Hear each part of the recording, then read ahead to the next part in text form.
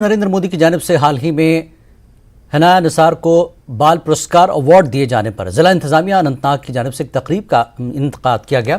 तकरीब में DC Anantnag doctor बशारत क़य्यूम और एसीडी अनंतनाग रियाज अहमद शाह के अलावा महकमे तालीम व दीगर ने शिरकत की। इस मौके पर हनाया निसार को मुबारकबाद पेश की गई और उसे दूसरे बच्चों के लिए मशाल राह करार दिया। वाज़ेह के हनाया स्काई मार्शल आर्ट्स की खिलाड़ी हैं और उन्होंने बैनुल अक़वामी सतह पर मुल्क की नुमाइंदगी भी की।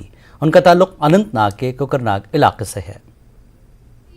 एक्साइटमेंट, नर्वसनेस सब एक साथ था। मैं बहुत ज़्यादा खुश थी क्योंकि जिन लोगों को मैं यूजुअली टीवी पे देखती हूँ या फ़ोन पे देखती हूँ वो लोग मेरे सामने थे। जैसे वर्दी प्रेसिडेंट मैम थी, प्राइम मिनिस्टर सर थे।